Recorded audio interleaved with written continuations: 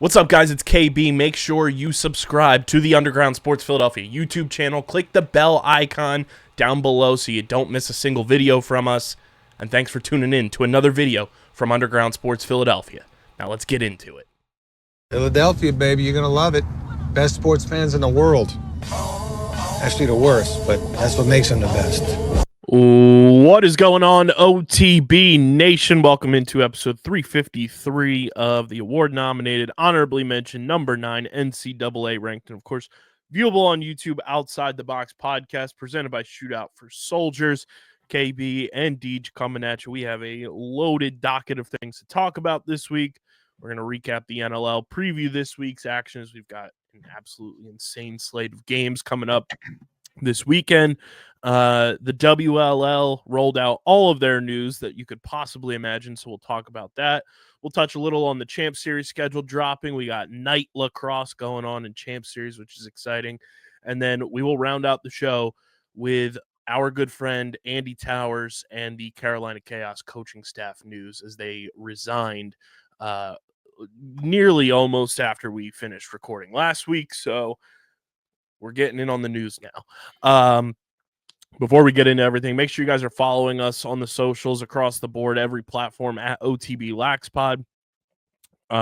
You can follow me on Twitter at KBIZZL311. Follow DJ at SCS_next great. Follow Hoots at Hoot Sports Media.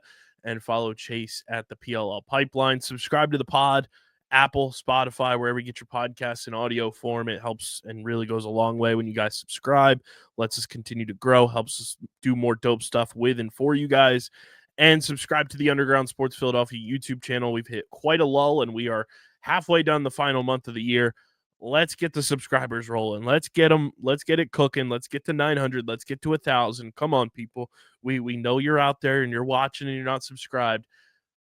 Subscribe. Smash the like button. Ring the bell icon so you know whenever new videos go live. It's where you get full video episodes of this show every week. That's youtube.com/@Underground Sports Philadelphia. And you can leave us a voicemail 24/7, 365 when you go to speakpipe.com/OTB LaxPod. Sound off on your teams. We did not get any voicemails. So our YouTube commenter friend was a bona fide liar last week, calling in after every Roughnecks game. But leave us a voicemail. Rant about your favorite teams, NLL, PLL, college, whatever it may be, WLL. Let us know in our voicemail line, speakpipe.com/OTB LaxPod. And this show is proudly presented by Shootout For Soldiers. 24 hours, one game, one goal. Shootout For Soldiers' mission is to use lacrosse as a platform to support American veterans and foster community engagement. And Shootout For Soldiers is a 24-hour lacrosse event benefiting American veterans. The event is fun. It's not a tournament or about recruiting. The event is all about supporting those who serve our country. They have currently raised over $5 million to date with over 7,500 attendees and over 2,500 players. Wall Ball for Warfighters was a wild success last month. Amazing stuff coming up in 2025. They just announced a collaboration with Hackies with their Black Ops stick, which looks absolutely sweet.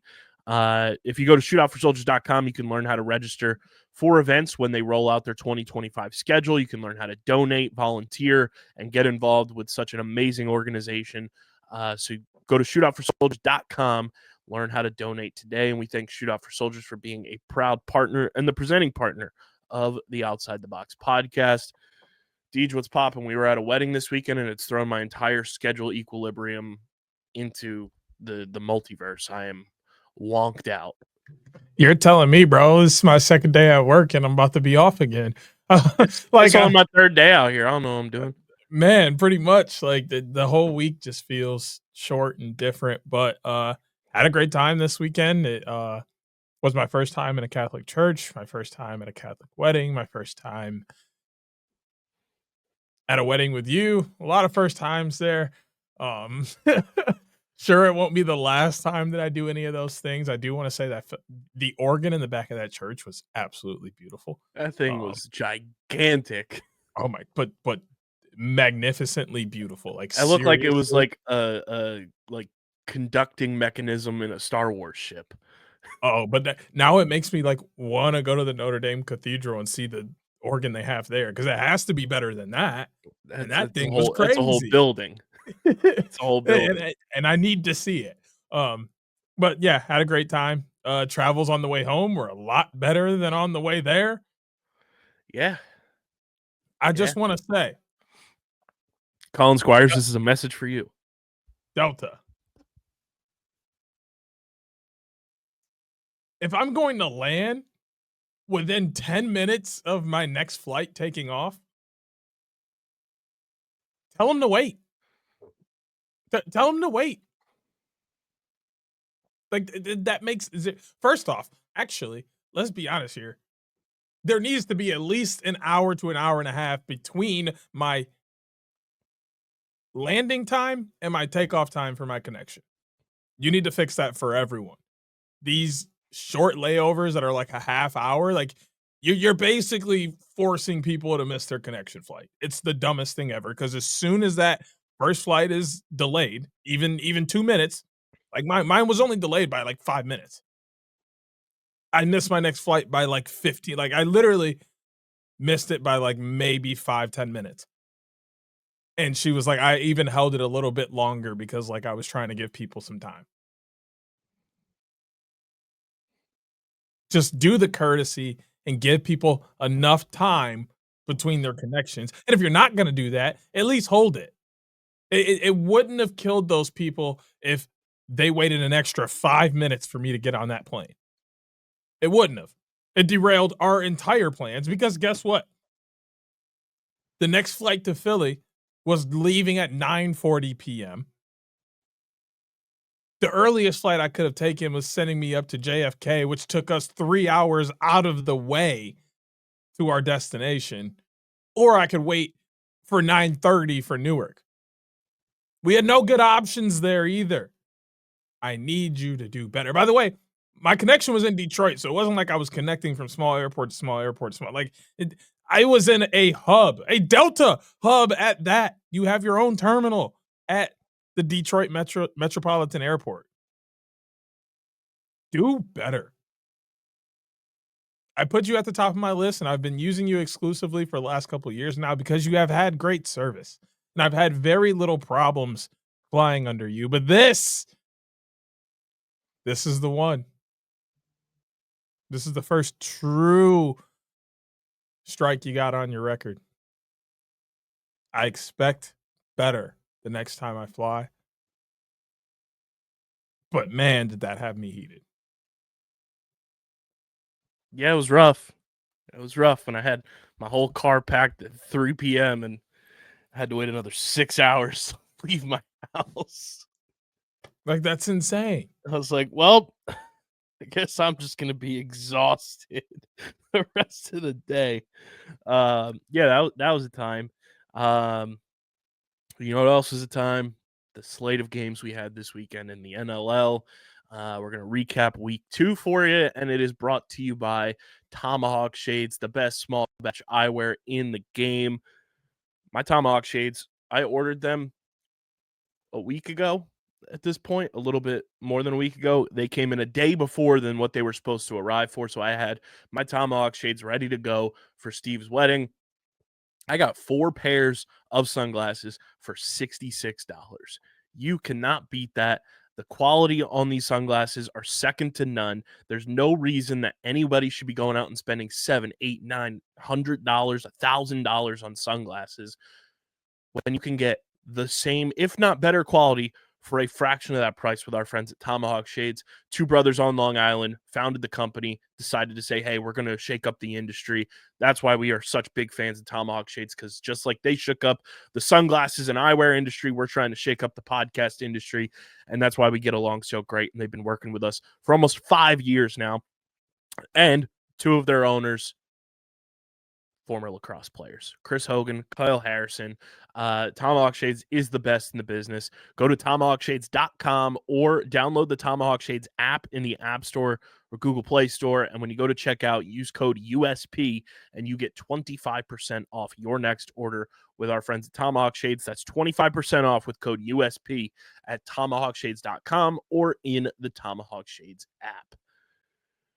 Week 2 went like this, Deej. The Colorado Mammoth continue to surge. They win 15-9 against the Vegas Desert Dogs. Your Roughnecks win an absolute barn burner, 18-17 in Halifax, and get a big-time road victory. The Bandits come out hot. The Champions win 15-7, practically double up the Rochester Nighthawks in Rochester. Albany absolutely stalls, stuns, and zaps Toronto 15-4. And then arguably game of the week on Saturday, because there was 2. It was, you pick your poison however you wanted to go. It was either that Roughnecks game or Halifax, but a perfect nightcap was that San Diego, Georgia game, as the Georgia Swarm take it in overtime to win their home opener and their first game of the season against Ryan Benesh and the Seals. Standings, Colorado, only 2-0 team in the league right now. But I think, to me, the number one thing that stands out from this past weekend, we said it last week. I'm saying it even more because we saw today another injury for them. The Toronto Rock might be screwed. They have no fluidity to their offense. Their defense is banged up to the nines. And we just saw this Albany team last week lose in overtime and only score 9 goals. And then they put up a 15 spot on one of, and arguably the best active goalie in the league right now. You know, however you want to dice it, I think Nick Rose is in that conversation. Toronto's in a bad spot, and it doesn't get any better this week because I believe I saw our good friend Adam Levy tweet that although Brad Cree is back, Chris Corbeil is now on injured reserve. It's not looking pretty up in Toronto right now. I think they're just concerned with getting healthy. Like, obviously, they have to go out and play, and they're going to put out the best product they possibly can at the moment. But, like, you're looking to fill holes that are almost unfillable due to the personalities that are in those places. Like, you can't replace Tom Schreiber. He's Tom Schreiber. You can't replace Brad Cree. Brad Cree is on the preseason list for Defensive Player of the Year. Like, these are pieces that are just themselves that you can't get another one of them. So you're trying to supplement that. It's going to look very different. It's going to be very difficult. And we're seeing that, and it's going to be rough for the next couple of weeks before they really iron out how this team should look currently with all the injuries that they're facing. But if they're able to get back healthy and they're somewhat in the race or they're near, 500, they could still make the playoffs because I would expect that those guys come back in and fill in well and boost this team back to where they should be as a team. They have scored 9 goals this season so far and have conceded 26. Crazy start to the year for them. But the other thing that stands out to me is that win by Georgia is gutsy.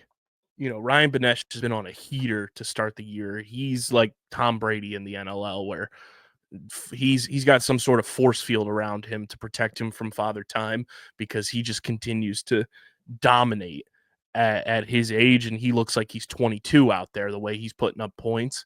A gutsy win for Georgia to battle it out, win it home, and like that's a good Georgia Swarm offense. That's a damn good San Diego offense, and for Georgia's defense and Dauber to kind of step up, in the clutch time there, be on their toes in overtime. That's, even though it's early in the season, that's going to be a win that I think Georgia looks back on, especially if they make the playoffs, and be like, yeah, that was a big time, check the box moment for us. Yeah, I mean, I think that's just one of those games where Georgia went out and reminded the entire lacrosse community that we still have Lyle Thompson, Brett Dobson, Andrew Q, Brendan Bonberry, etc. Like, we're still one of the best offensive teams in the NLL, and then we have arguably the best goalie behind us. Like, we're here to compete with anybody. It doesn't matter who you go out and get. It doesn't matter who you put on this floor. It's going to be a good game. We're not going to get blown out. And if we got a chance to win it, we're going to do our best to win it. And they're going to be a playoff team. I haven't said too much about playoff teams and how the rest of the season will go because, as everybody knows, I don't get too deep into that until probably about week 7 or 8 is when that picture really starts to come together for me. Some other people see it earlier. I see it about then. But they're going to be a playoff team just based off of how well they played this first game. There's not too many teams that are going to be able to keep up with them the way that they kept, or the way that San Diego kept up with them. So really, Georgia's going to have what I think is going to be a very good season. I know how that makes you feel as a Philadelphia Wing fan and everything there, but they're going to have a pretty good season. I just don't like it because they don't follow us and they don't acknowledge it. Well, they do acknowledge us and they just don't follow us. It's pretty ridiculous, if I have to say so myself. I'll give you the floor to wax poetic about your barn burner of a road victory, though. I mean, it ain't too much to say. It really ain't too much to say. This was, like you said, the best game of the week by far. Like, watching this game, more than nerve-wracking, first off. More than nerve-wracking. Because, one, I watched this in the airport on my phone, or, well, on my laptop. But nonetheless, that sucks. If you've ever done that, you know you can't really react the way you want to. Now, if it was a football game and it's on in the bar, okay, whatever, multiple people watching and reacting. When you're watching a lacrosse game on your laptop, just sitting in a chair at your gate, you can't go, oh, fuck, when something stupid happens. I mean, you can. It's not encouraged. It's not exactly. You can. And I can't be it's better than that video that went around of the guy getting his stuff at the airport and he sees the Costco guys and he just yells in the middle of the airport, "Bring the boom!" That might be the worst thing to yell in an airport ever. That's what I'm saying, bro. But I also can't be like, "Yo, Kinger, what the hell are you doing?" I can't do those things the way I would like to when I'm sitting at home. Most people don't know this, but you're about to find out now. I don't watch my favorite teams with other people, not even family, because I get out of hand. I do a lot of yelling. I'm very upset. I have everything to say. I'm definitely a couch coach. I know all the right answers. We got to put that on a shirt. What the fuck? It's bad, yo. So I do my very best not to watch with other people. So I had that whole thing going on, but it was nonstop energy back and forth the entire game. The score breakdown had me in shambles. 5-3 after 1. I'm like, okay, we're here. 11-8. I'm like, we're keeping it close. Here we go. 4-4 after 3, which was putting us at 15-12. 15-12. We're down 15-12 going into the 4th. I swore I had a tear rolling down my eye. This guy. No way are we starting fucking Big Mac season with an L while I'm sitting in a fucking airport. This is the worst start to the Calgary Roughnecks season that could possibly happen right now. Please. I'm just saying, bro, I was not feeling it. All right. I was like, see, and actually, I did say this out loud. I was like, see, this is why we shouldn't have fucking got rid of Zach Currier. Verbatim. That's what I said. I didn't say it very loud, but that's exactly what came out of my mouth. And I was pissed because I was like, this right here is exactly why that made me so upset. And then the 4th quarter started and we scored. And then we scored again. And then we scored. Oh, no, sorry. We scored. They scored. And then we scored 3 in a row. Dixon, Cookie, Dixon. And I was like, oh, here we go. This is the Roughnecks team I'm used to watching. We poured in a couple more. They got one more. And I was like, and then they got an opportunity at the end of the game. I literally wanted to scream that we gave a shot up at the end of the game. Literally wanted to cry. Even my players can tell you, EOQ, EOH, EOG, those are 3 very important phases of the game. We don't give up good shot opportunities at the end of quarters, end of halves, end of games. Period. And that's exactly what Calgary did. But nonetheless, Cameron McLeod play better. Yeah, not the best debut. No But offense to I Cam. don't know if I want to be eating Big Macs all season. So like, thank you for going out and getting a win. No offense to him. He Excuse me. conceded 16 of the 17 goals because Colby Bowman came in for the Yep. last like 8.5. Oh no, he got some time in the first too. Or total of 8.5 he played. Yeah, he got some gave up time in the one. first half. But Cam gave up 16 goals and had 29 saves and 51 and some change. Gotta be better than that. Yes, but gotta give him the benefit of the doubt. Your first true NLL start is fucking Halifax. That blows. Sure. That blows. Like, you can't warm him up with Vancouver. You can't warm him up with Vegas. You can't throw him a bone. I mean, Like, I'll say please. Like, obviously, he's got games under his belt. 2023 he played in 18 games for Panther City, and he's it's not like he's like but I don't think type. he started those though. It's a big difference when you start and you're the number one guy because they had Orleman and Damoud down there during that time period. I'm trying to see if there's any start. Yeah, I say they hardly ever put like start stats up there, which is tough. Let me go to trusty Grandparo. Right, he should have it, but nonetheless, it was a rough start. But I think first game of the year being Halifax, having probably some jitters and everything, it's a big deal. It's hard, but I think he'll be able to bounce back, no worries. And for the people out there, I don't know. I decided that I didn't want to ruin the pod feed with me sloppily eating a Big Mac. So tune in to TikTok, Twitter, Blue Sky, probably Instagram as well. Might put it on the Facebook Reels. We'll see where all it pops out, but there will be a video of me eating a Big Mac later tonight for dinner because it is Big Mac season and they won. So I owe you guys me eating a Big Mac per what I said, a couple weeks ago. I'm going to say, just based on him having decisions given to him, according to NLLstats.com, he had 4 starts with Panther City, all coming in the 20. No, he had 1 last year too. 4 total starts. If what I'm reading from here is correct, because he was awarded decisions in those games.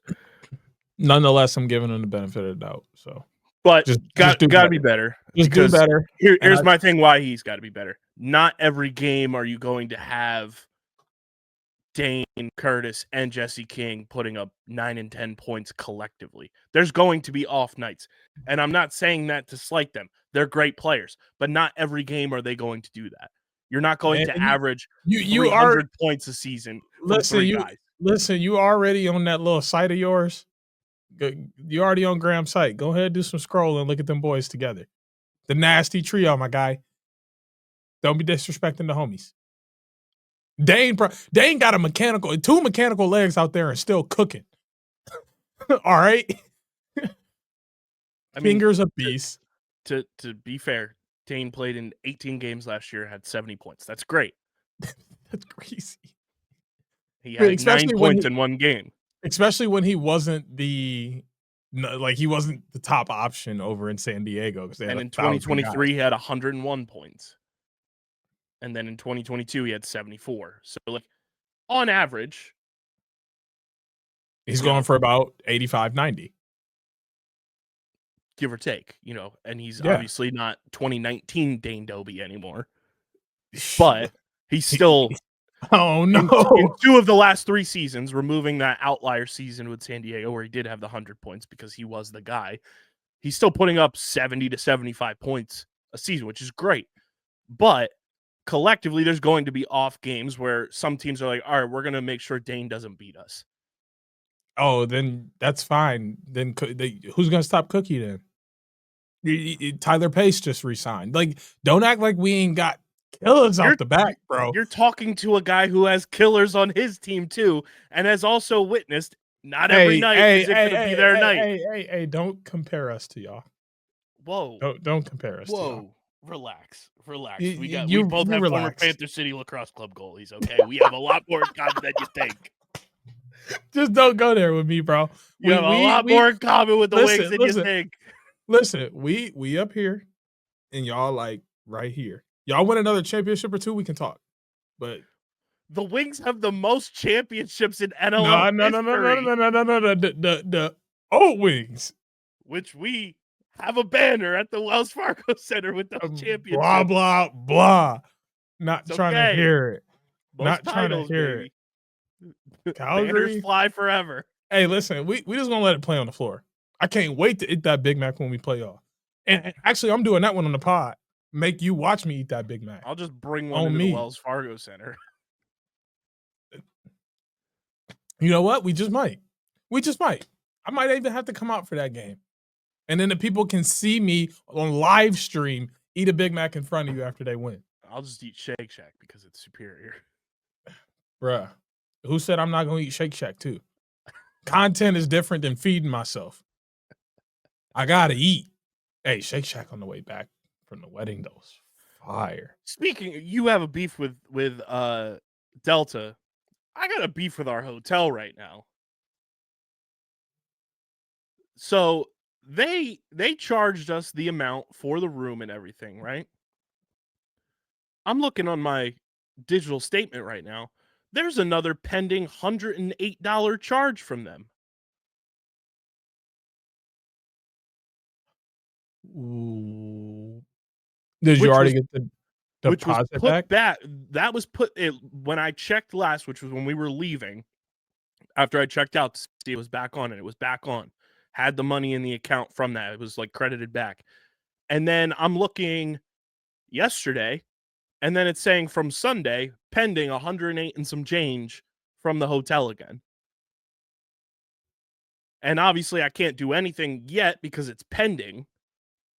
But I'm like, hello? Hopefully it drops. And then what are we doing? Hopefully it drops and we have no issues. Yeah, otherwise we're gonna have some bona fide beef. But anyway, good win for Calgary. Got to clean some things up because you don't want to be playing in barn burners all year either. Absolutely not. My heart can't take that. Same thing with San Diego, honestly. Like, that's 2 high-scoring games for them. Like, they got to clean some things up defensively. Colorado looks great, though. They look damn good, and they are certainly going out to show that last year was kind of an outlier compared to what the status quo and the norm is. But before we get into week 3, I do want to talk to everybody about our friends at Paramount Plus. Yes, we're a Paramount pod. We love Paramount Plus. Indeed, guess what? Coming up this weekend, along with all the NLL action we've got one of the greatest rivalries in sports. Because you can stream college football on CBS and watch number 22 Army versus Navy live with the Paramount Plus with Showtime plan. Coverage on Saturday, December 14th, starts at 3 p.m. Eastern Time. This will be the 125th meeting between the two service academies on the gridiron, showcasing the rich history that makes this rivalry so special. I don't know about you, Deej, and I know you're much more of a college football fan than I am. Whenever Army-Navy rolls around, I'm just like, yeah, I got to put this on. I got to watch some of this because those games are truly the epitome of anything can happen in those. And they are so much fun to watch. And it's even cooler that Army's a ranked team this year. They won their conference, first year being in that conference. But you never know what's going to happen in Army-Navy. And it's always such an awesome game to watch every year. There's a reason why there's very few other college football games on during this week. Because this is a game that everybody wants to watch. It's just college football tradition. Like, even if you don't like Army or Navy, you don't have anyone to support on either side, it's just good football. Two teams who actually hate each other but have the same mission at the end of the day. They respect each other. They go out and battle, and that's that. Can't say that about some other teams in the country, but It's just amazing time, great football, great atmosphere, and that goes to any competition between Army and Navy, as we saw this summer. And I mean, Army Navy, like we saw this summer, and always like we see in this football game, some of the best jerseys and uniforms that they put out. Those helmets, I always look for those tweets when the helmets are coming out because they are just so pristine, so badass. But this is the destination for football fans. Stream the 125th Army Navy game live and so much more on Paramount Plus. Get started now. Use our link in the description to sign up for Paramount Plus or Paramount Plus with the Showtime plan so that you can stream live Army Navy on Saturday starting at 3 p.m. And on Friday, Deej, we've also got one of the best things coming to us. I know you are excited about this.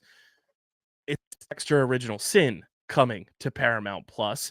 And DJ, just let the people know how excited you are for this matchup. Or for this matchup of you and Dexter. This matchup. You are absolutely right. It's a matchup between my just sports life. Like so many sports happen during this time of the year. And then here go these streaming sites just dropping bombs like this. Like, if you think I'm not gonna find time to watch that while watching a sport or pause that sport and watch that, you're crazy.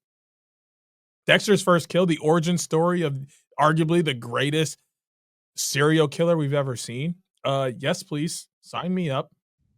Like, it amazes me that this man works for the police and the police really only thought it was him once, and then he got away with killing that man. That's crazy. Sorry, hey, Dokes almost had him. Dokes almost had him. I want to know some more about his mom though, so I'm hoping that's really what they get into because, what's homegirl name? Deb was close. Deborah was real close. Deborah got more hoes than anybody, and it just don't make sense to me. Well, guess what? Like, every time you turn around, Deborah got a new hoe. I'm like, damn, she got it. She got the song. Hey, I'm finna ask her about her bag. Like, hey, I need that off the dribble. I heard that the other day, and I'm like, yeah, I'm definitely finna start using that off the dribble. Fire. Forget right away. Forget any of that. It's off the dribble. Well, off the dribble, witness the beginning as Dexter's Darkness first comes to light in Dexter Original Sin, streaming December 13th with the Paramount Plus with Showtime plan. When his bloodthirsty urges can't be ignored any longer, young Dexter Morgan must learn to channel his inner darkness as he transitions from student to avenging serial killer with the guidance of his father, Harry. And we've got the trailer for you right here. So take a look here to get ready for Dexter Original Sin coming this Friday. I am a killer, but I wasn't born this way. I was made by my history, by the people around me.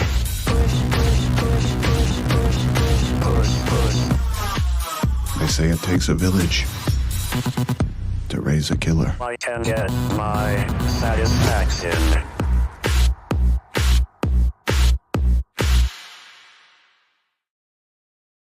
That song just always hits. It always hits. Dexter Original Sin is streaming December 13th with the Paramount Plus with Showtime plan. Like I said, get started. Link is in the description to sign up today and stream Dexter Original Sin December 13th with Paramount Plus with the Showtime plan. What a loaded TV slate. Army, Navy, Dexter Original Sin, and we've got NLL Week 3 on deck. And here are the matchups we have this week for our NLL preview. It is Buffalo heading to Ottawa to take on the Black Bears. Rochester heads to Vancouver for a little Lacrosse After Dark for us East Coasters Friday at 10 p.m. Eastern. That Buffalo and Ottawa game is 7 Eastern. And then at 10:30, we've got Colorado at San Diego in one of the best rivalries in the league. And then on Saturday, your boy will be back at the Wells Fargo Center as the Philadelphia Wings get their home season kicked off against the Vegas Desert Dogs at 6 p.m. Eastern time. 7 p.m., Deej's Roughnecks head to Albany to take on the Firewolves. Toronto goes down to Georgia to play the Swarm. And then at 8 Eastern, one of the best cross-coast rivalries in the league. Another barn burner should be upon us It's the Halifax Thunderbirds at the Saskatchewan Rush, and also one of the best jersey matchups we get in the NLL year in and year out. Where should we start, Deej? What are we looking forward to this week in the NLL? I guess we got to start with Buffalo and Ottawa. They're the only undefeated matchup of the week. Ottawa's 1-0 after getting a very great victory and what some would call surprising, but really electrifying, first game against Toronto. And, obviously there's a lot going on with Toronto and stuff there, but a win is a win. And the way they did it was pretty convincing fashion. The offense looks great. Things were good in between the pipes with Higgy. The defense seems to be kind of all right as well. But big test this week with defending champs coming off a huge 8-point victory over their owner brothers. So the big thing here is, can Ottawa sustain with a team as good as Buffalo? And is Buffalo going to get hit with the new stadium days like we saw with Toronto? Like, Ottawa got a pretty solid crowd out. They got 2 home games to start the year. Like, this is great opportunity for them to get off to a great start on the year before they head onto the road eventually. I pretty feel like this, has a solid chance to be game of the week. Obviously, I'm going to say Calgary and Albany has a chance to be game of the week with both of those offenses and how that looks. That may be another barn burner, which I'm not excited for, but nonetheless, it is what it is, and I'll have to deal with it. And we got to put Colorado, San Diego up there as well. Those two go head to head every time they're playing. And it's very similar to Georgia, Philadelphia, and how close that game is in the rivalry between you two. And then, well, there's interesting. It's either super close or San Diego blows them out. Yeah, there's no in between. But there's a lot of hate there, and it's a rough game, and there's energy there, which will give it that game of the week mentality heading in. We'll see what it's like coming out, and then, like you said, going from one side of the country to the other is a pretty big deal. Calgary or Halifax, Saskatchewan, which is always fun to watch, is going to be another one I have my eye on. But realistically, I'm just mad that we're on the road again. Can we play in the Saddle Dome? Like, please. But until then, we're gonna keep beating teams on the road because raise your hand if your team's undefeated. Anyway, that's my last bit on that. I swear, I'm done. I'm very excited for Halifax and Saskatchewan. I think that game is going to be electric. It always is. It's always one of the most high-scoring games or close, intense games of the year. I'm also looking forward to being back at the Wells Fargo Center on Saturday night. I will say this because obviously everyone who knows I've been covering the Wings since 2018, 2019, year one of the return to Philadelphia. My coverage will be slightly changed to start the season. We got our email for like press rules and everything. So to start the season this year, unfortunately, it's not going to be a traditional like press conference that you've seen from me with press conference recordings or quotes directly right away. I will be submitting questions to an email that will be sent to the team, and then there will be a moderator reading off said questions to Ian Rubel and the players to start the season. I understand the reason why this is happening to start the year, and hopefully as the year progresses, the media will be allowed back into the press conference room to kind of do it the traditional way. But if you don't see any post-game press conference clips from me or quotes directly right away, that is the reason. Last year was not the most ideal year overall for the Philadelphia Wings organization. And there was just some moments I think that they want to kind of have under control first when it comes to credentialed media, and rather than open things up right away and then have to pull back access, they're going to limit access immediately, and then as the season progresses, see how it goes and open it back up to what it traditionally has been. But that doesn't change what we're going to be doing with the team. It's just kind of game day ops that will be a little different from my coverage overall. But I might switch things up and try to do like a post game recap video or something like that on social from the press area up in the press box. So stay tuned for that. But that's just a little update from me. But I'm excited to be back at the Wells Fargo Center. I think it's going to be buzzing. Plus, I know he's only on the practice roster right now, but the Wings acquired Michael Sowers with intention for him to play at some point, which is very exciting.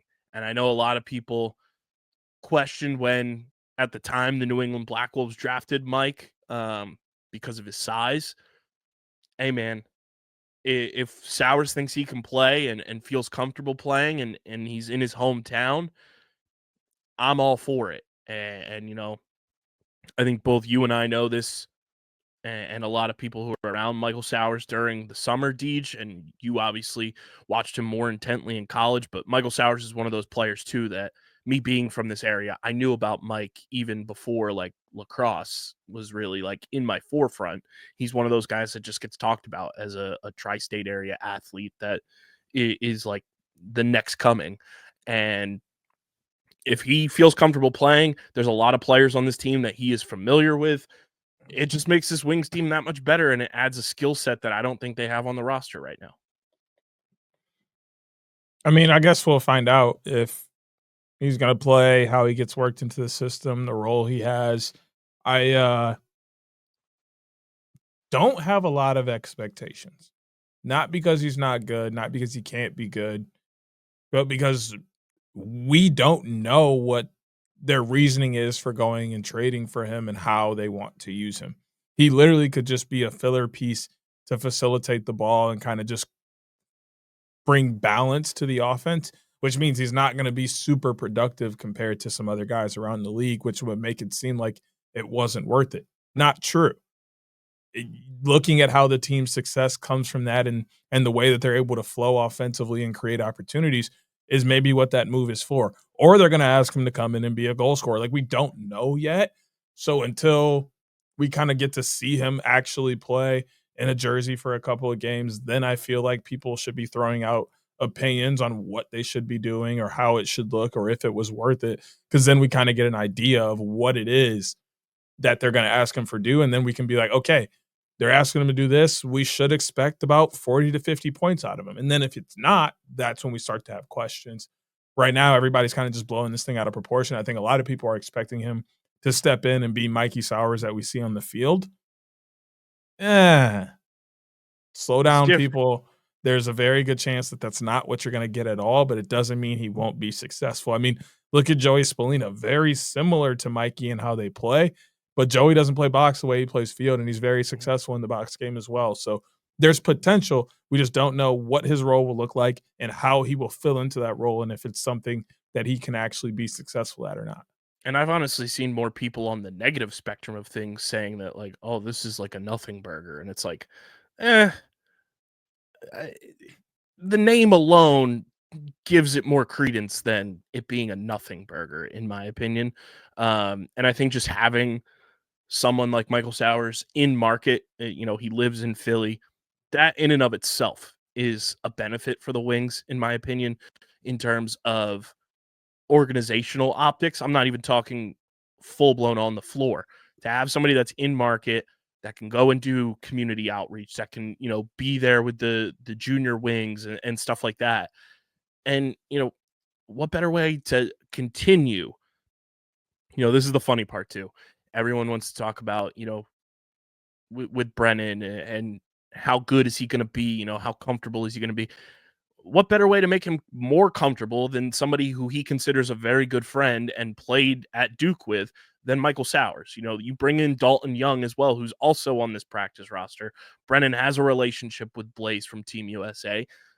The Wings are doing a lot of things that may not seem massive, but this is another move to me that is also like, let's make Brennan O'Neill as comfortable as possible. Maybe, but like, That's hard for me to say because he's not the main point of the offense yet. Like maybe this is a future move for, like next year or, a couple years down the road or whatever when he becomes a bigger piece of the offense and is more of a focal point. But like at the moment, like Brennan's kind of a role player still in this offense. Like, well, I I'm don't not even saying like on the floor. I'm saying like in the city because Brennan is I don't living need- in Philly for Yeah, the but first 2 months of the season full time. yeah, but let's think about it, bro. Blaze is there.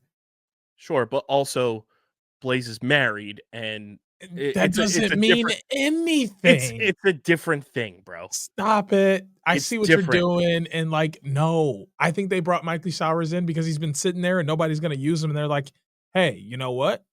These two guys might be good together. Let's give it a shot. But I don't think it has anything to do with it. If Brennan wasn't comfortable, I think we'd all know by now.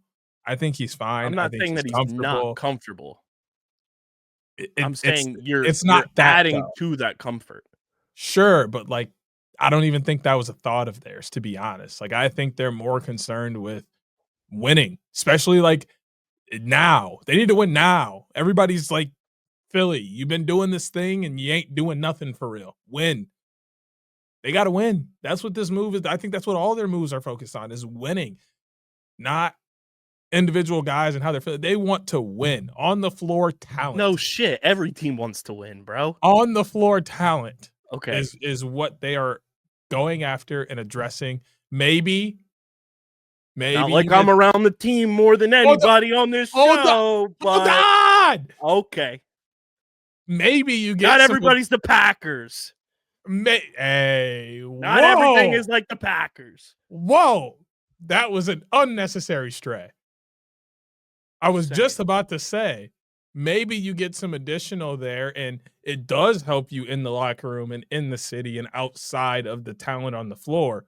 But I believe that all of Philly moves over the recent 6 months and moving forward are about winning in this present moment and not other things. Maybe those are additional pieces that come with it, but they're looking at on-field talent and how they can win.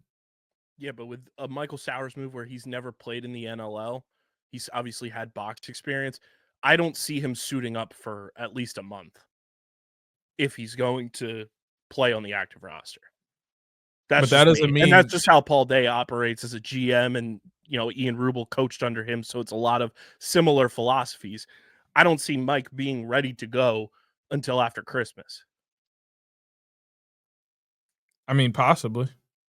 Like, I don't think this is an immediate, let's inject Michael Sowers into the lineup.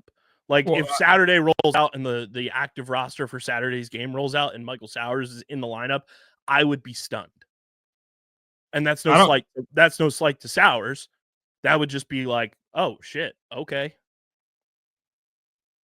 And it wasn't like a immediate that way, like, oh, like this is happening right now. It's they're going to use him this year because they think that he has a piece to help them win this year. I'm just saying everybody out like in the universe who's like, when are we getting 22 suiting up? When's Michael? You're not. It's probably not going to happen until after Christmas at the soonest. You're not. How about that? They have to get him ready to go and see how he's going to fit into the offense, which I think he fits in very much like a Sam LeClaire, which is very exciting because Sam LeClaire is a smaller size player in terms of height, and Sam is a fucking beast. So I'm excited for Mike to be out there, and we're working on getting Michael Sowers on the podcast soon. So looking forward to that. Yeah, Calgary and Albany is going to be quite interesting, I would say, because not that Halifax has a bad goalie, because I think Warren Hill is very, very talented. Doug Jamieson is in that conversation of best goalies in the league right now. And you're going to have to play a lot of hardcore defense against that young roster offensively to go toe-to-toe with what Dougie Jamieson can do in Gage. Listen, if there's one side of our team that I trust, it's the offense. We're going to score on Dougie James. He had it good last week, so I hope he took advantage of that. Yeah, please clip it. Please clip it. I'm gonna stand firm on that. We gonna score on Dougie James. He had it easy last week. He ain't getting another little 4-piecer. Nah, big dog. At least 9 of them things. At least 9. I could probably even say 10 or 11 for real. We gonna score. Do I got? Hold on, bro. I think I got to do it to him. Because you talking about clip that. I'm about to give you something to clip. Hold on. Clip that right there. Let me run through a little something here. I'm about to tell you everybody who had at least 1 point last week. Reese Callies, Brett McIntyre. Man, we don't need to be reading no Tanner box Cook, scores. What are we Curtis doing? Dixon, Harrison Matsuka, Jesse King, Matthew Gutierrez, Bennett Smith, Dane Doby, Ethan Ticehurst, John Lentz. Brandon Mayea has not scored yet. Jack Follows has not scored yet. Anasio had a great job at the faceoff striping on loose balls this past weekend. We just have one problem, which we talked about earlier. I'm feeling good about my boys. I'm in no concerns. We gonna score on Dougie James, but can Cam McLeod make a goddamn save? Fucking bars.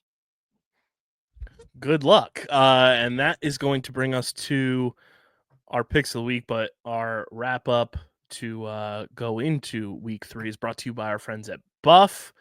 And right now, Buff has one of the coolest promotions going on where you can win a trip for 2 to Jackson Hole Mountain Resort. Are you ready to elevate your ski adventures to new heights? We're giving away a trip for you and a friend to Jackson Hole Mountain Resort, located in Wyoming's Teton Range. It is renowned for its challenging terrain, breathtaking views, and deep powder. Known for advanced and expert skiing, it offers steep runs, famous backcountry access, and a vertical drop of over 4,100 feet, the largest in the U.S. Rocky Mountains. What do you have to do to win, you ask? Flights and airport transfers, accommodation, 5 nights lodging, 4 days of lift tickets, ski and or snowboard and boot rentals, Buff product gift package, an optional mountain guide or snow sports school instructor for 1 day, and entering the giveaway is easy. Follow at Buff Official and at Jackson Hole on Instagram. Tag the person you want to bring to Jackson Hole Mountain Resort with you in the comments of the giveaway posted on social media, and fill out the form below that we'll have linked in the description for you. The giveaway is open, ready to go, to open on December 5th and closes on January 16th, 2025. The winner will be contacted on January 20th, 2025 via email and Instagram. Please read the official rules, Buff privacy policy, and Jackson Hole Mountain Resort privacy policy for more details. No purchase required. The prize promotion period will run from 12:01 a.m. on December 5th to 11:59 p.m. on January 16th, 2025.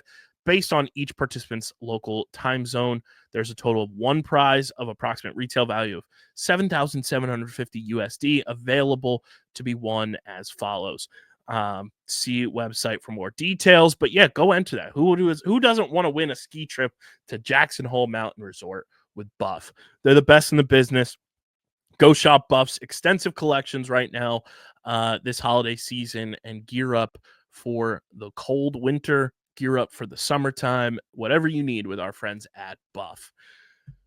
Let's go to the picks of the week. The pick pond is open as well. You can rock your Buff going to the pick pond to protect your face from just bad picks. And let's feed some ducks. They're brought to you by Kenwood Beer, the official beer partner of Underground Sports Philadelphia. It's a refreshing light beer, just 4.1% ABV, 120 calories, 8 grams of carbs. And right now, Kenwood Beer's giving the gift of beer. For December only, they're offering home delivery to Pennsylvania, New Jersey, and Delaware residents. While they can't guarantee a delivery date, if you order before December 18th, there's a good chance it arrives before Christmas Day. It's available in 6-pack 12-ounce cans, 12-pack 12-ounce cans, and 12-pack 19.2-ounce cans, a.k.a. the Big Kenny. Go to kenwoodbeer.com in their storefront to purchase beer delivered to your home, or go to kenwoodbeer.com and use the Kenny Finder to see who's got Kenwood beer on tap in the New Jersey, Pennsylvania, Delaware, and Maryland areas. Must be 21 or older to do so. And of course, please drink responsibly. Deej, we start our week 3 in Ottawa. It's the Bandits and the Black Bears. You know, I pondered last week on deciding who I was going to pick in this game. I'm not going to do that this week. I made the wrong decision, and I should have chose Buffalo last week. I'm going to choose Buffalo this week. But what I will say is I think it will be a much closer game than what we saw with Rochester. Ottawa's got a fiery offense. They love being there in Ottawa, playing in Canada, and they're getting a good turnout. But I'm going to go with the defending champs to stay undefeated and really be one of the few undefeated teams left in the NLL after week 3.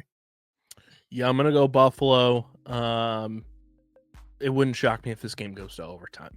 That's what I'm going to say on this. But I'm going Buffalo. Rochester at Vancouver for Lacrosse After Dark on Friday night, 10 p.m. Eastern time. Rochester let us down last week. Vancouver was feisty, but kind of fizzled out against Colorado in their first game. I'm going to go with Rochester to get a dub. It's our league pass team. I want to see them do well. I think they're due for a bounce back. And until Vancouver can prove to me that they can play a full 60 minutes and start to finish, not fizzle out, I got to go with the team that has an MVP candidate year in, year out, and that's Connor Fields, and that's the Rochester Nighthawks. I do think this game is going to be close. There's a lot of fight in Vancouver, and that's something that Rochester will respect. But at the end of the day, I don't think Vancouver has an answer for Connor Fields and the rest of that Rochester offense. I think those guys are going to be able to get a few more passes than Vancouver will, and that's going to line them up. But what I think will keep it close is that Hutchcraft is going to be in net, as Rylan Hartley is still battling that injury that he came into the year with. Then we've got 10:30 Eastern time, Colorado at San Diego. San Diego's been playing a lot of barn burner type games, a lot of close games. Colorado's been playing really good defense. Dylan Ward has gotten better as games have gone on. San Diego is his kryptonite, but I think Colorado's got what it takes to get a big time road win right now, the way that they're playing. So I'm going to go with Colorado to get the upset on the road. That's a huge pick, big dog. I'm going to have to do it to you because weeks never go well when we have all the same picks. You know this. San Diego's loaded, and I got to go with what's loaded. I got to go with something that hasn't failed me too many times. You know how I'm a trend picker. For as long as we've been doing picks in the NLL, me and you, San Diego has pretty much owned Colorado. So I'm going to stick with that. I'm going to rock with San Diego again to come out with what will be blockbuster, close game, possible overtime, game of the week type action. We go to Saturday, 6 Eastern time in Philadelphia. You guys already know where I'm going. I'm going with the Wings to get a home victory. I talked with the boys at Media Day, which go check out their Instagram post. You might see a familiar face. They know that they have to correct the wrongs of their home schedule from last year. It was not pretty at home last year for the Philadelphia Wings. They're going to get off on the right foot. They're going to get a W against Las Vegas. I think it's going to be an electric game. Vegas has a great offense, but I think the Wings have enough firepower, and their defense and Nick Dimute are going to come through, and they're going to kick off their home slate and match their season total of home wins from last year in game 1 and get a win.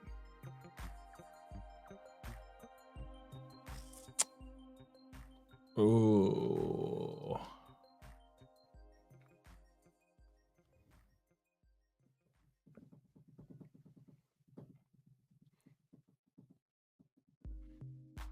It's a home game.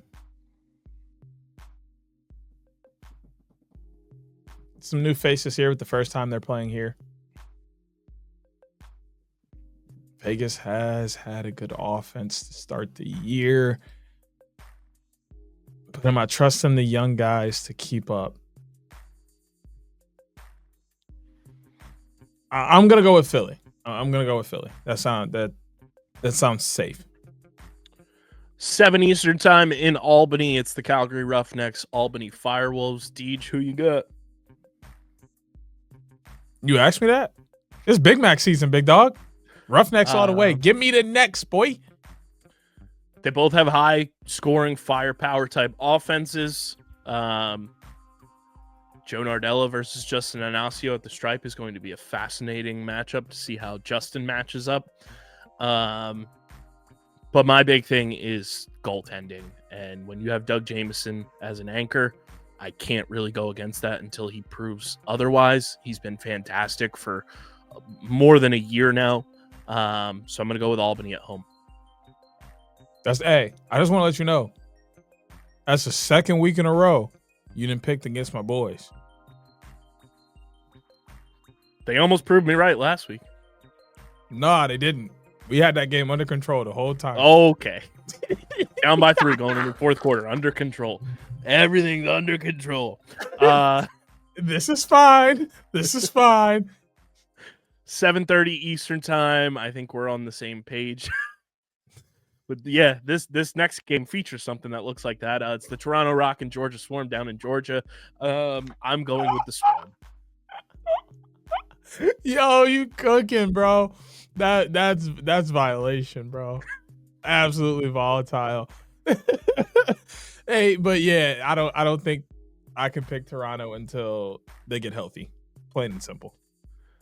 And then the last game. and Georgia got Lyle Thompson, you know. Tweets are back. Plus they have Brett Dobson, who's a beast.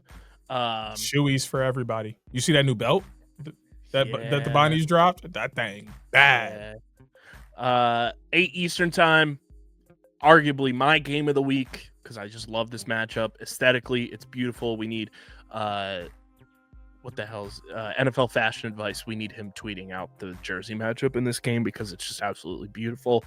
It's Halifax and Saskatchewan. In Saskatchewan, the Rush were off last week, but they won in overtime against Albany week 1. Halifax losing last week at home. How you see this one going down, Deej? I think both of these teams go into their second straight one-point game decider. This one may even go to overtime. And when you lose by 1, it really hurts. It stings. It sticks with you.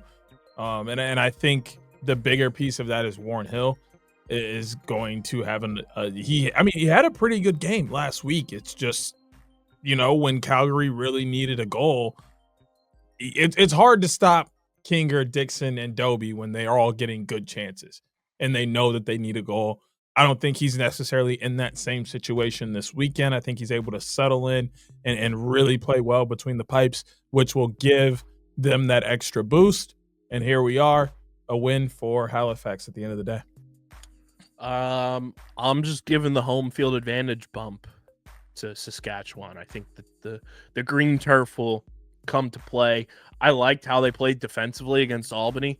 They really showcased a lot to me, and I think it's going to be a battle. I'm very excited. And a big benefit, I think, for Halifax in this one is Jake Withers is back off the suspension list. He was suspended from the postseason last year in that first game against Calgary. So he's back, which I think will pay dividends for Halifax. But I think at the end of the day, it's going to be a bruising battle at that face-off dot between Mike Messenger and Jake Withers. You want to talk about two grizzly, power, forceful guys at the dot. It's those two. And I would not want to run into either of them in a dark alley. But I'm going to go with the Rush. So there's the picks. It is going to look like this. We both have Buffalo, Rochester. I've got Colorado. You've got San Diego. We both have Philly. I've got Albany. You've got Calgary. We both have Georgia. I've got Saskatchewan. You've got Halifax. And those are your NLL Week 3 Picks of the Week, brought to you by Kenwood Beer. We've had some big news drop in the field game and the Sixes game this week, and that is the WLL full-blown rollout announcement of teams, home cities, captains, and we've got Champ Series scheduled to mix in there too. It's brought to you by the PLL app. It's the #1 destination to go for all things PLL, all things WLL. It's a gamified app. You get news from all the beat writers, information up to the second, easy access to the PLL shop. And when you level up in the PLL app with the experience points that you get for doing a whole bunch of just different daily quests and everything in between, you get perks, you get discounts. It's a beautiful thing. Plus, PLL shop, they're doing their 12 days of PLL Christmas right now. And you see they released some bobbleheads, Deej. They've been listening to the pod. I did. You can use your discounts on those bad boys. Download the PLL app and go to the App Store, Google Play Store. And when you go to the redeem code section in the app, use code OTBPOD. That's OTB Pod for 500 XP on your account. OTB Pod in the redeem code section section of the app in the PLL app for 500 XP on your account. WLL home cities, team names, and captains were announced this week, Deej. I got 75% of the home cities correct. I thought they were going to align with the PLL teams that were playing in the Champ Series. But we got 4 teams, 4 team names, team captains that will all debut at this year's Championship Series, which, what a fancy new partner the Champ Series got. Lexus Hachimachi. How are we feeling about these team names, the cities, the captains? A lot of interesting pieces here. I like I said, I nailed 3 out of the 4. And I'm just excited for the WLL. The dub. Brian gave me the A-OK on that one, so I felt good about that. He did give us the A-OK. He said the dub is what it is. But I am happy that the Redwoods have a sister team. I want to throw that out there. The rest of you suck. What do you say? Fuck me, foe. Because we need something to cheer for. It's been a minute, bro. We are going through it, and we just want to feel good. And I think the Palms are going to give us something great to feel good about. So, California, stand up. You got yourself a women's lacrosse team. But the announcement on ESPN, fantastic. I love the way that they incorporated lacrosse terminology, the way that they really highlighted each other and how much they respect each other and the accolades that they have, and then just their knowledge of their area and the state that they were going into and their sports knowledge, and just all of that was on show, that this is why women's sports is growing. And we're excited to see that women's lacrosse is going to continue to grow. And I'm just ready to see some really good women's lacrosse, especially because, like I said, green and yellow got something to cheer for. So, like, Deej, and it looked like it was a splash of pink in there too, which I like. Obviously, like, you know, but I really hope that that is incorporated in the jersey, because I think that is a good pop of color that we could see. He really hopes it, guys. He about to hit the meanest Fortnite Gwitty of all time, because he really hopes that the pink is in that jersey. Listen, bro, me and you are about to have real beef. All right. I have recorded 3 different radio shows today. Come on, that was hilarious. But you ain't have to call me out like that. Everybody heard it. I'm done with you. I'm going to send you over the border. Whoa. We're gonna have to technical you up right now. Hold the phone. Sorry. Wedding rubbing off on me a little bit. Whoa. Not on Steve's part. You my dog, big guy. Oh, that's funny. But if you were there, you know exactly what I'm talking about. Which none of the people listening to this podcast were there. That's the point. So, your team home cities: Boston, New York, Maryland, and as Deej mentioned, California. Your team names: the Boston Guard, New York Charging, Maryland Charm, and California Palms. My Start power rankings. My power rankings for team names. Number 1, Maryland Charm. Number 2, California Palms. A giant gap. And I don't know where Boston Guard and New York Charging rank just yet. The Guard I kind of get, and it's growing on me a little bit because I understand like It just makes me like, think Jason Tatum or Jaylen Brown. well, no, you're defending something, and they were defending from the French. I get and the that. Boston But when Tea I Party. just hear Boston Guard, I'm just like, oh, you talking about the place. You're traumatized as a 76ers fan. I'm like, are you talking about the place that the Celtics and the Bruins play, and you just forgot the N? Or are you talking about Jaylen Brown and Jason Tatum? Nonetheless, I think Palms is better than Charm, but that's because I hate Maryland. When it comes to lacrosse, everything else about Maryland is cool, but I got real beef with them when it comes to lacrosse. PLL, college, WLL, it's all beef when it comes to Maryland. I like Maryland Charm because it makes a lot of sense for the city of Charm City. No, I totally agree with that, and I think it's a good name. It's just not better than Palms, and I think their logo's pretty sick. Like that's a logo that I can see on hats, apparel, jerseys. Like it's a good like logo. Same thing with Palms. Like Palms are a great name too. Like I'm not saying they're not, but they're my number 2. 100% agree. Just I'm for all the same reasons I just mentioned. I just hate Maryland when it comes to lacrosse. I like the New York Charging. Logo is second. I like the New York Charging logo better than I like the name. I think I like how the bullhorns are like lightning bolts, which is a nice touch. But yeah, I'm bummed that Philly did not get an inaugural team. I wasn't expecting them to. I did think it would be Utah rather than California, just to kind of parallel and be equivalent for the men's side of Champ Series. But your team captains make a lot of sense in a lot of ways. So the Boston Guard, headlined by the one and only Charlotte North, Maryland Charm, Alex Ost-Holman, Izzy Skane is with the New York Charging. And then this one was also interesting to me because it kind of lined up where I was like, oh, I didn't expect California. I also did not expect and maybe she is, and she just wasn't off the rip. I know she was at the announcement and everything, but they kind of had Lizzie Colson as a WLL ambassador as well. But Ali Mastriani is the captain for California, which I'm a huge Ali fan. She's awesome.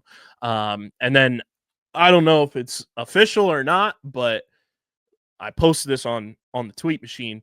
Lizzie posted the Maryland Charm like hype reel on Instagram on her story and said, "Baby, I'm home." So I feel like Lizzie will also be suiting up for Maryland. And then the WLL official accounts have been posting. They posted a couple things, I think, at least one of Dana Dobie at last year's All-Star game. So it certainly feels like Dana Dobie, who is also mentioned in the press release, will be playing at least 1 year in the WLL, which is exciting. I mean, Liam cooked again with the logos. He always does. I saw people being like, "Oh, I'm nervous of what the logo." Bro, if Liam Murphy is behind it, them logos are gonna cook. Big factuals. And I'm really excited for what this looks like over the next, couple years. I think it's starting off small, but them going straight to cities, I think helps. I would love to see them do something before, or maybe we get some longer intermissions between PLL games this year and they do something in between. Like, I think there's a great opportunity with so many of these teams being attached for them to do stuff in the summer with them to then build that audience to create a full-on traveling base or whatever the case may be that they want with the WLL. Piggyback off the PLL and use that success. There are tons of little girls running around PLL games. No reason not to capitalize off that when you already have them there. Use that time to really infiltrate. 100%. I'm very excited about this, and with the captains for each team, I just think the WLL Champ Series is going to be amazing, which we have dates for. February 11th to the 17th is the 2025 Championship Series presented by Lexus down at the St. James, which I love going there every single year. It's such an awesome facility. We also got schedules announced and everything for this bad boy, and we got a whole hell of a lot of night lacrosse going on at the Champ Series this year, which I'm juiced about. The other aspect too is the semifinals are all day on that Saturday, which is going to be absolutely amazing. From like 12:30 all the way through to I think 6:00 at night is the last face off for the semifinals. And then the interesting change too is that the teams that advance, it will only be 3 teams advancing this year to the semifinal portion, and then 2v3 will play the 1 seed, so the 1 seed will kind of get a bye almost. But guys, like I've said it every year that I've been to Champ Series, it is genuinely some of the most fun I've had watching lacrosse, and that women's all-star game was unbelievable last year, and the fact that we get it coupled with the men's and now the women's Champ Series kind of just going pound for pound together, it's going to be an electric week of lacrosse, and I can confirm we'll be down there again in some sort of capacity. I've already started looking for everything going down. But like every single round of the round robin stuff is night lacrosse, 7 p.m. Eastern time, 9 p.m. Eastern time. Like, get your caffeine ready. It's going to be amazing. And then that Saturday goes from 12:30 to 8 p.m. for that final day of round robin. And then Sunday for the semifinals, 10:30 a.m. for the WLL, and then 6 o'clock for the PLL.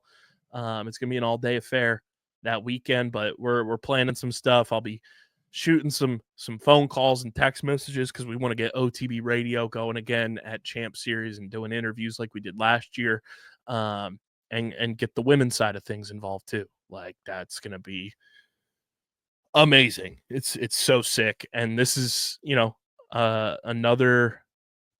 is the first full-fledged year that each team will have like their home city across their chests. Last year, they didn't unveil those jerseys just yet, but they did have their home cities. But now you got them across the chest.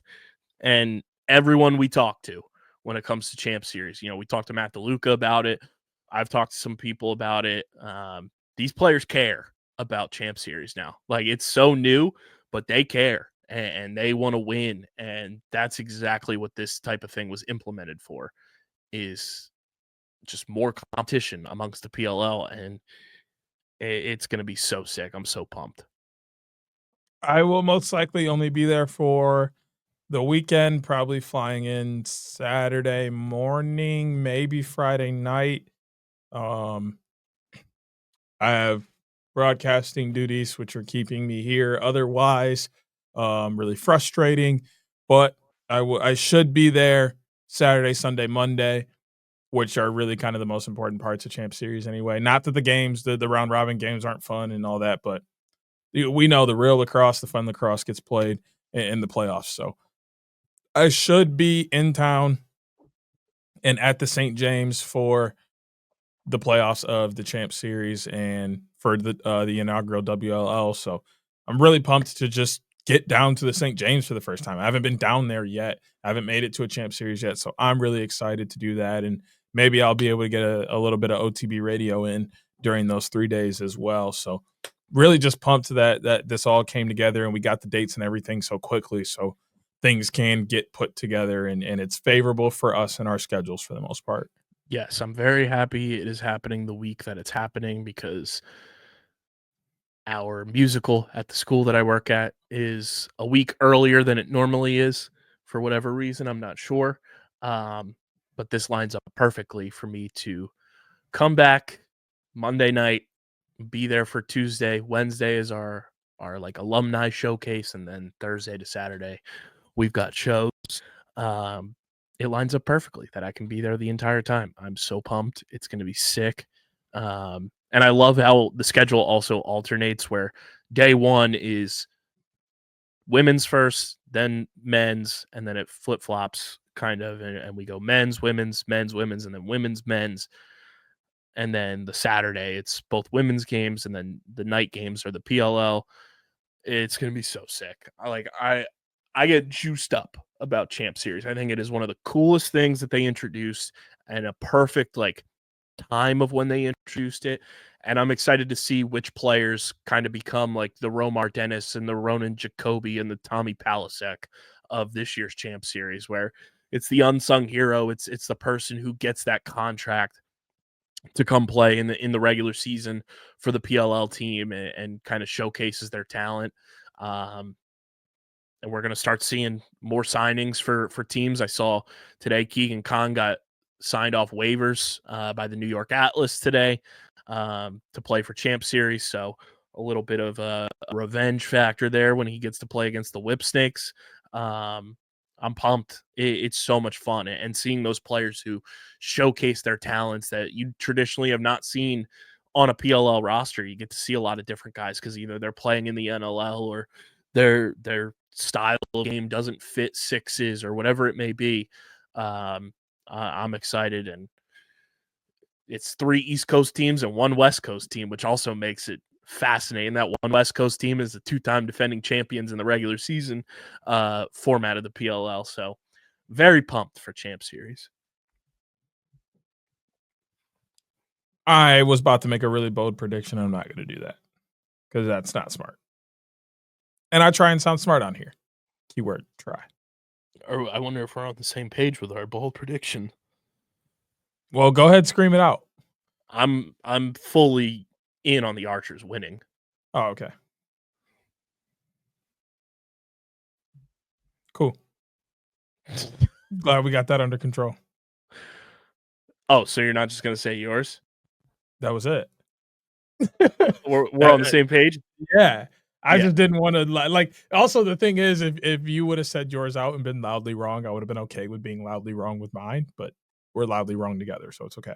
I think we're loudly right. They're due. 3rd time's the charm. Archers are the only team that have been to every Champ Series, and they still have yet to win. So they're due. But yeah, let us know how pumped you are for Champ Series. Leave us a voicemail. Drop it in the comment section. One last thing here that I'm sure everyone has been waiting to hear our thoughts on. Our guy, Andy Towers, and the entire Carolina Chaos coaching staff resigned late last week.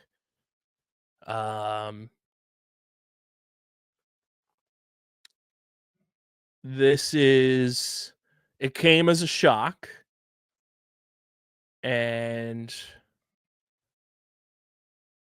while we're extremely bummed, because if you've listened to this show for any extensive amount of time, Andy Towers was one of our first guests in terms of coaching on this show. Andy Towers has been one of our biggest supporters, and it's not saying he's not going to continue supporting us. He literally came on a live show with us and said that he listens to our show when he works out.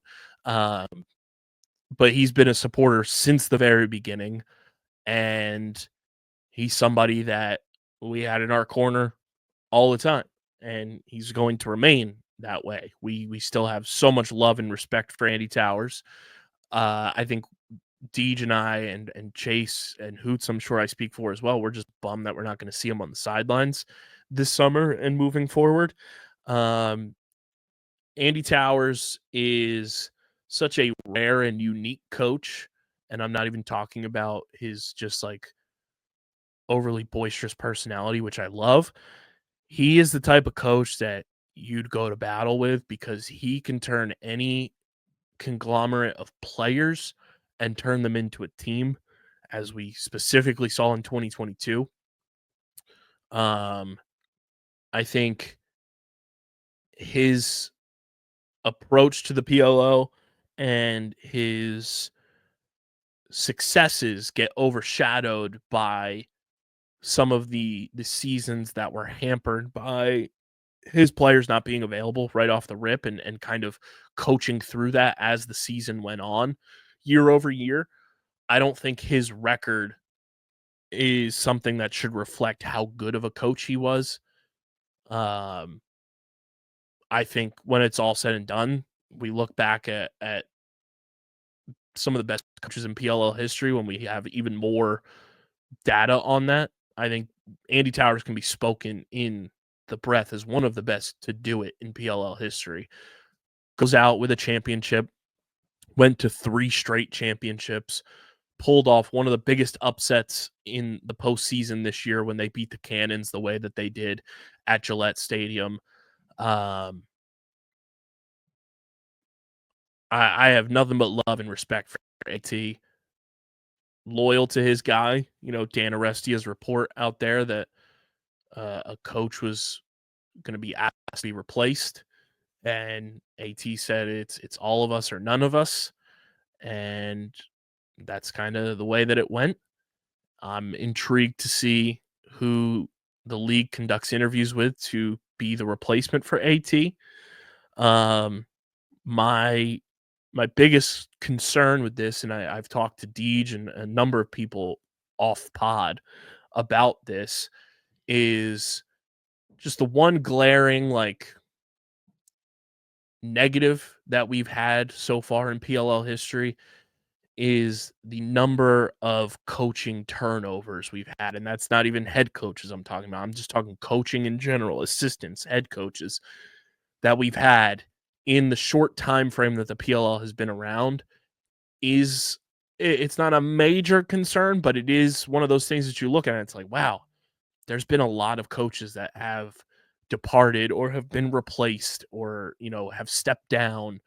And to me, I want to see the PLL hold some stability with coaches.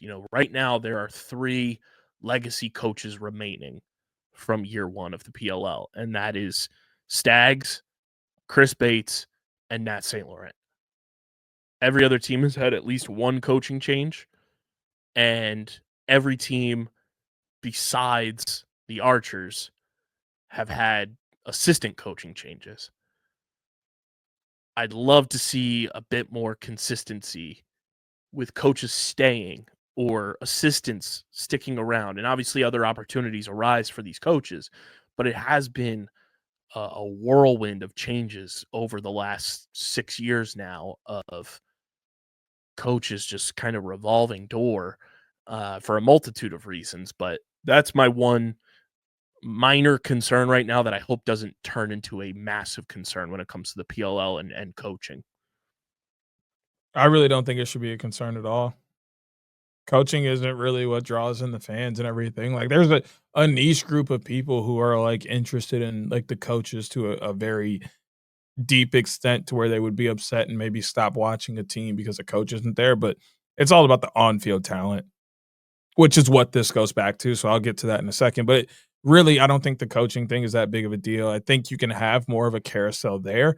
I think the problem would be if we saw what we saw with some of the MLL and early NLL, which we saw a little bit of early on, but not too much, because some of it seemed more so on skill based, like there literally just wasn't space.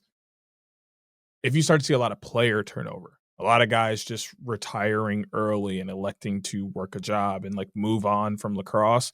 We've seen a few guys do it, but I think a lot of that was based upon the talent pool available and how there wasn't really a lot of space for them on their respective teams. So they decided to hang it up. Like Kyle Harrison, for great example, he's a guy who could have kept going, but he's looking at the turn of the team. He's looking at the age of the guys, the league, and he's like, look, it's time for me to hang it up. But that wasn't Kyle Harrison also older, right. But it's still, not like he was it's not like he was in his prime.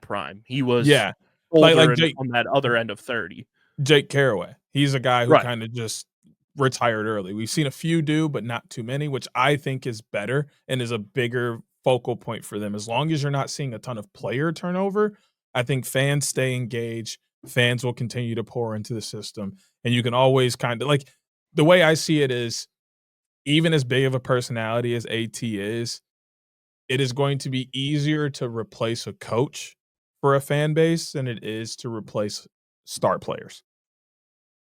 Great example of that is chaos. Honestly, you're looking at Dane Smith not playing this past year. You're looking at Ryan Smith didn't get a lot of tick this past year. Like guys that have been Chris Kluche, guys that have been extremely, extremely vital in their success didn't suit up this year.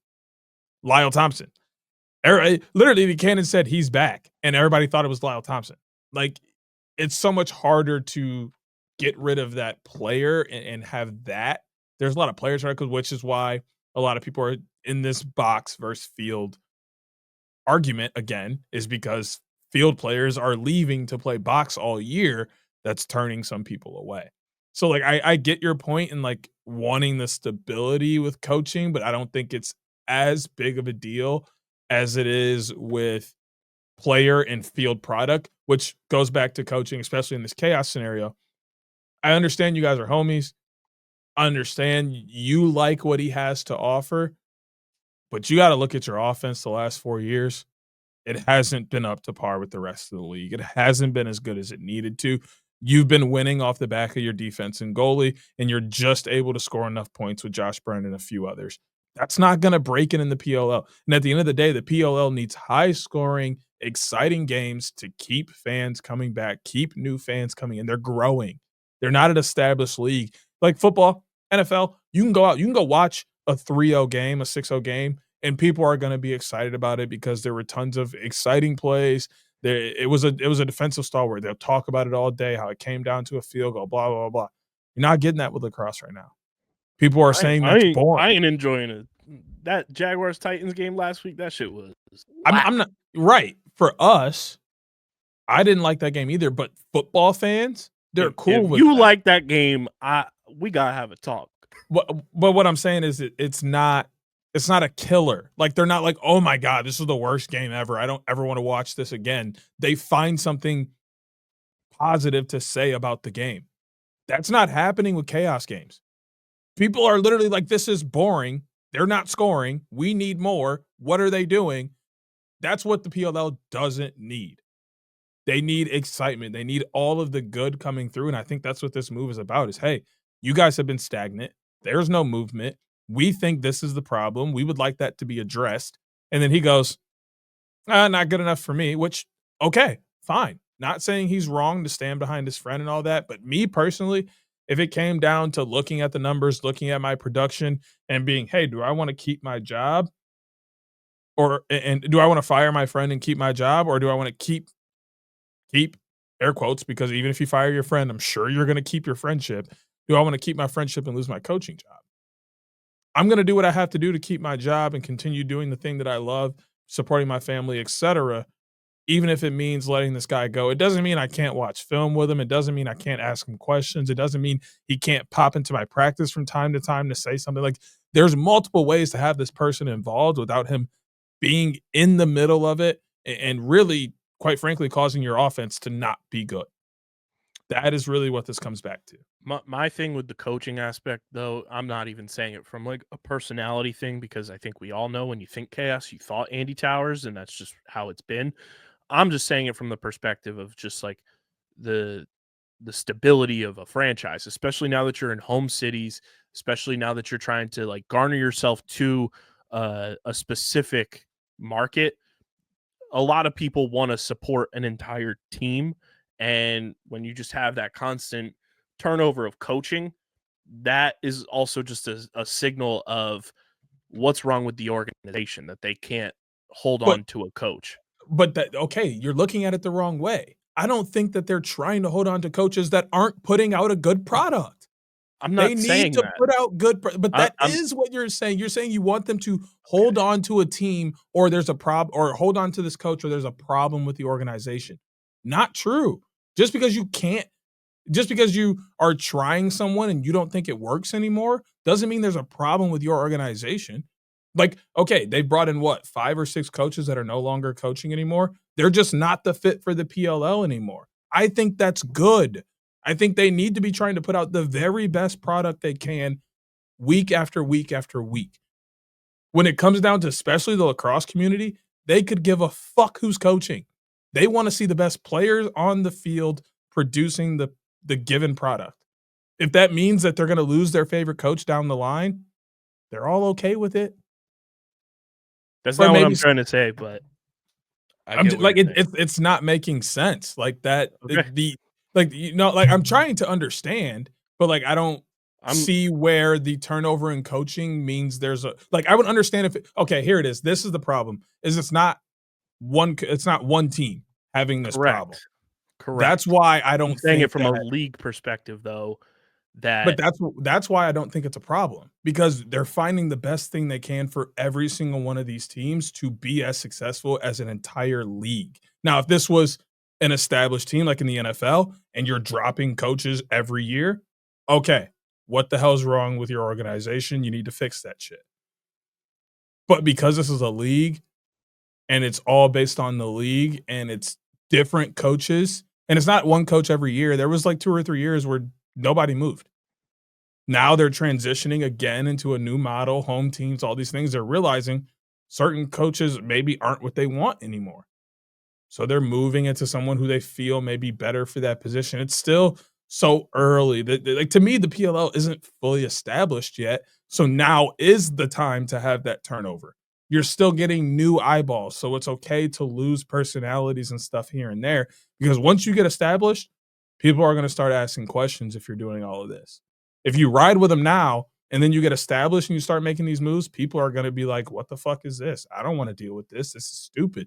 But if you handle that now when it's diehards that are in right now, that's all that cares. But like, that's all that really watches the PLL right now is diehards. Like on a week in, week out basis. There are other people who are popping in and out and watching and getting introduced, but the people who are watching consistently and know exactly who Andy Towers is, knows exactly who Brian Holman or Jeff Teat, or Jeff Teat's probably a horrible example.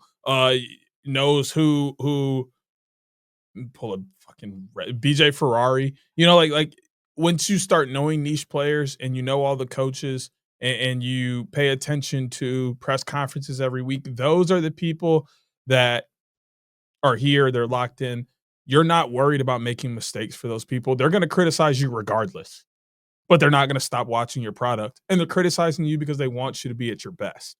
So I think now is the time to turn over as much as you need to.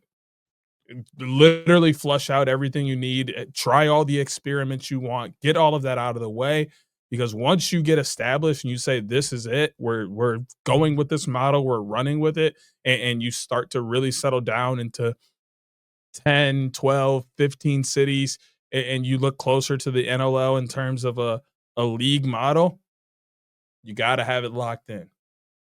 And I think that's where you see the NLL has had some trouble because they've not been able to keep the on-floor product